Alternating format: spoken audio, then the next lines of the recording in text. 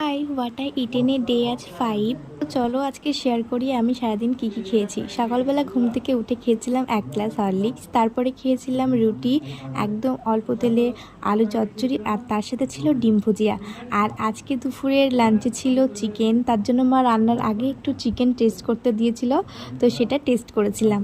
আর lunch একটু heavy হয়েছিল, salad ছিল, ভাত ছিল, চিকেন ছিল, কাঁঠালের আটি ভাজা ছিল, তার সাথে ছিল মোচা ঘন্ট, লেবু আর টক দই।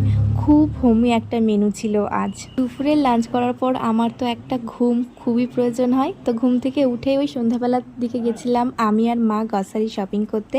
ওখান থেকে নিয়েছিলাম 2টো বিস্কিট, 1 প্যাকেট কেলগসের মুসলি, যেটা আমি ফার্স্ট টাইম ট্রাই করব। আর বাড়িতে মিওনিস অনেকদিন আগেই শেষ হয়ে গেছিলো, তাই একটা মিওনিস নিয়েছিলাম, আর তার সাথে নিয়েছিলাম একটা হানি। বাড়ি ফিরে রাতে শুধু চাউমিন খেয়েছি, আর ডিনারে কিছু ছিল না। So this is my what I eat today. দেখা হচ্ছে নেক্সট ভিডিওতে। লাইক অ্যান্ড সাবস্ক্রাইব করতে ভুলো না। বাই।